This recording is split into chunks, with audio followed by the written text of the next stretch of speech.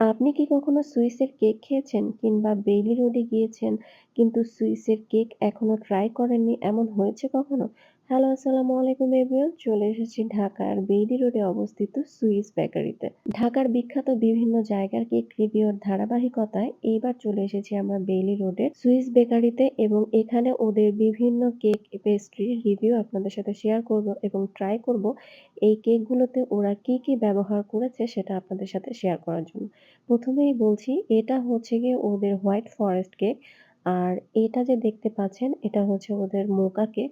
এটা একটা triple layer chocolate মুস। এটা হচ্ছে ওদের চকলেট কেক। আর এটা হচ্ছে ওদের ব্ল্যাক ফরেস্ট। আর এই যে লাল রঙের সুন্দর টুকটুকে কেকটা দেখতে পাচ্ছেন, এটা হচ্ছে ওদের এখানের রেড ভেলভেট কেক। তো চলুন আমরা ১ম এ রেড ভেলভেট কেকটা দিয়ে শুরু করি। তো যেহেতু আমাদের কেক শপের নাম রেড ভেলভেট, দ্যাটস ওয়াই আমরা সবসময় সব জায়গায় রেড ভেলভেট কেকটা দিয়েই শুরু করি। তো ওদের বেসটা ছিল প্রিমিক্স এবং ক্রিমটা ছিল জয়া বাটার অ্যান্ড উপরে লাল রঙের যেটা দেখতে পাচ্ছেন এটা হচ্ছিল হোয়াইট চকলেটের একটা গানাশ। আর এটা হচ্ছে ওদের হোয়াইট ফরেস্ট কেক, কিন্তু ভিতরে কোনো চেরি ফিলিং ছিল না। অ্যাকচুয়ালি ভ্যানিলা কেকের উপরে ওরা হোয়াইট চকলেট গ্রেট করে এভাবে ছড়িয়ে দিয়ে এটাকে হোয়াইট ফরেস্ট নাম দিছে। আর এটা হচ্ছে ওদের মোকা কেক। উপরে খুব সুন্দর গ্লেজি একটা পাইপিং জেল ইউজ করছে। আর ভেতরের স্পঞ্জটা তো দেখতেই পাচ্ছেন, এটা অনেকটা ড্রাই লাগছে আমার কাছে। আর ভিতরে ক্রিমটাতে স্ট্রং কফি ফ্লেভার ছাড়া আমি আসলে স্পঞ্জে কিংবা ক্রিমে কোনো টেস্ট পাইনি এই মোকার। এটা ছিল ওদের চকলেট কেক। অনেস্ট রিভিউ দিতে গেলে এটার উপরের চকলেটটা ব্লুবেল কিংবা লুসান কোনোটাই মনে হয় নাই। স্পঞ্জটা একদম মোকার মতোই ড্রাই ছিল এবং আমার কাছে চকলেটের টেস্টটা একদমই ভালো লাগে নাই। ভিতরে একদম লাস্টের লেয়ারে কোনো একটা টক জেলি ইউজ করছে চকলেটে।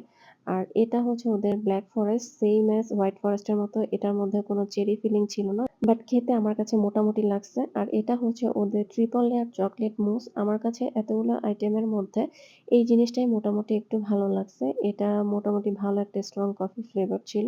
আর যেটা ৩ টা লেয়ারের মুস, এটা হোয়াইট চকলেট মুস ছিল আর চকলেট মুস ছিল।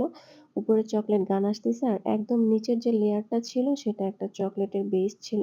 ওভারঅল এটা আমার কাছে মোটামুটি ভালো লাগছে। বাট আমার কাছে সত্যি কথা, ব্ল্যাক ফরেস্ট কিংবা হোয়াইট ফরেস্টের চেরি ছাড়া যেন একদমই জমে না। অ্যাকচুয়ালি চেরিটা যেহেতু টক এবং কেকের ভেতরে অনেকেই টক ভাবটা নিতে পারে না কিংবা অনেকে খেলে মনে করে যে কেকটা নষ্ট হয়ে গেছে। দ্যাটস ওয়াই হয়তো ওরা এটাকে এভয়েড করেছে। একেকজনের বিজনেস পলিসি হয়তো একেক রকম। তো প্রতিটা ডেজার্টের দামই খুব রিজনেবল। ৳১১০ থেকে শুরু করে মাত্র ৳২০০ র ভেতরে সমস্ত ডেজার্টগুলো এদের এখানে পাওয়া যাবে। টেস্ট অনুযায়ী প্রোডাক্টের প্রাইসগুলো ঠিকই ছিল মনে হচ্ছিল। কারণ আসলে এই প্রাইসে এর থেকে বেশি ভালো কোয়ালিটি দেওয়া পসিবল না। যেহেতু আমরা প্রিমিয়াম কোয়ালিটি কেক সেল করি, দ্যাটস ওয়াই আমরা বুঝি আসলে কেকগুলো তৈরি করতে কিরকম কস্টিং পড়ে। তো বের হয়ে দেখতে পেলাম সুইসের পাশের বিল্ডিংটাই হচ্ছে সেই কাচ্চি ভাইয়ের অগ্নিদগ্ধ বিল্ডিংটা, যেটা এখনো সেই অবস্থাতেই পড়েছে। তো আজকে এই পর্যন্তই। খোদা হাফেজ।